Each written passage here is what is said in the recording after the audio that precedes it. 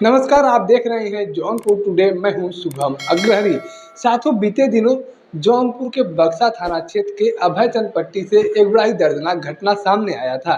वैसे तो इस घटना को अंजाम महाराष्ट्र के नाला सोपाड़ा में दिया गया था, लेकिन जो व्यक्ति इस घटना का शिकार हुआ था वह व्यक्ति जौनपुर के बक्सा थाना क्षेत्र का रहने वाला था। इस घटना की बात करें तो आपको बता दें कि जौनपुर के रहने वाले विजय चौहान, जो बक्सा थाना क्षेत्र के अभयचंद पट्टी के रहने वाले हैं, वह महाराष्ट्र के नाला सोपाड़ा में कामकाज के सिलसिले में परिवार के साथ रहते थे और यहीं पर उनकी पत्नी चमन चौहान के द्वारा उनकी हत्या कर दी जाती है। और सिर्फ हत्या नहीं की जाती है, बल्कि उनका हत्या करने के बाद उनके शव को अपने ही कमरे में गड्ढे में खोद कर दफना दिया जाता है और उस गड्ढे को बंद करके उस पर टाइल्स लगवा दिया जाता है। यानी कि बड़े ही खौफनाक तरीके से एक पत्नी के द्वारा ही पति का हत्या किया जाता है और उसके शव को ठिकाने लगा दिया जाता है। ऐसे में अब इस घटना की जानकारी जब उनके परिवार के लोगों को हुई है तो परिवार के तमाम लोग बेसुध पड़े हुए हैं। उनको इस बात का विश्वास ही नहीं हो पा रहा है कि अब हमारा बेटा इस दुनिया में नहीं रहा। जो पत्नी अपने पति के साथ महाराष्ट्र में रह रही थी, उसी पत्नी के द्वारा इस तरीके से घटना को अंजाम दिया गया। बताया जा रहा है कि विजय चौहान की पत्नी चमन चौहान का एक बिहार के रहने वाले मोनू प्रजापति से अफेयर चल रहा था।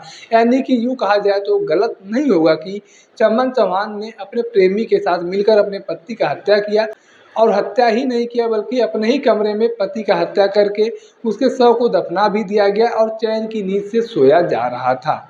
और जब से इस घटना की जानकारी विजय चौहान की मां को हुआ है, वह तब से बेसुध पड़ी हुई हैं, उनको होश नहीं आ रहा है। और बताया जा रहा है कि जब उन्हें होश आ रहा है तब वह बार बार बस इतना ही कह रही हैं कि चमन चौहान, जो विजय चौहान की पत्नी है, उसे फांसी की सज़ा होनी चाहिए।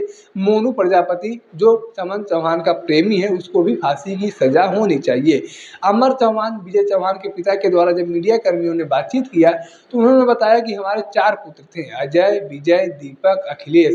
ये 4 पुत्र थे। विजय चौहान नाला सोपाड़ा में कामकाज के सिलसिले में रहते थे और वो परिवार के साथ रहते थे और वहीं पर उनकी पत्नी का किसी लड़के के साथ अफेयर होता है और उसी अफेयर के बीच में हमारे बेटे की हत्या की जाती है और हत्या करके एक कमरे में शव को ठिकाने लगा दिया जाता है, गड्ढा खोद कर दफना दिया जाता है और उसी कमरे में वह लोग रह भी रहे थे। हम लोग काफ़ी दिनों से विजय चौहान का खोजबीन कर रहे थे, उनका अता पता नहीं चल रहा था और अब जब पता चला है तो यह पता चला है कि चमन चौहान, यानी कि जो हमारी बहू थी, उनके द्वारा ही हमारे बेटे का हत्या कर दिया गया।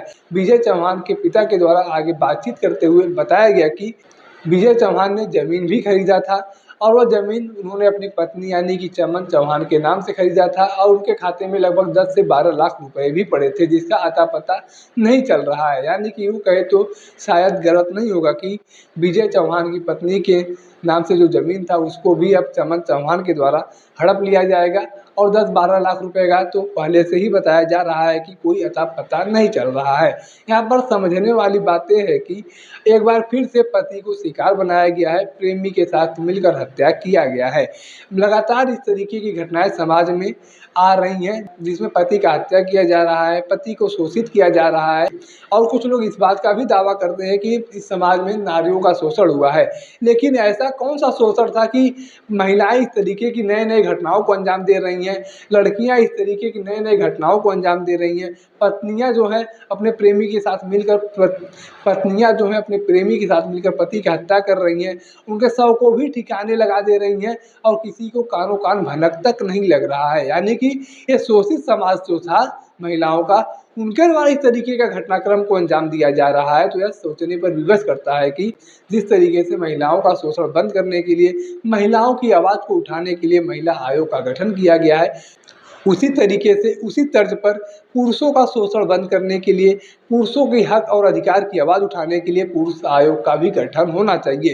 ये आज समय की मांग है, आज इस समय की ज़रूरत है कि अगर पुरुष आयोग का गठन होगा तो ही पुरुषों का शोषण बंद होगा। शायद पुरुषों की बातों को उस तरीके से उठाया जा सकेगा जिस तरीके से महिलाओं की बातों को उठाया जा सकता है। बाकी इस पूरे प्रकरण को लेकर, इस पूरे विवाद को लेकर आपके पास कोई जानकारी है तो आप कमेंट बॉक्स में लिख सकते हैं।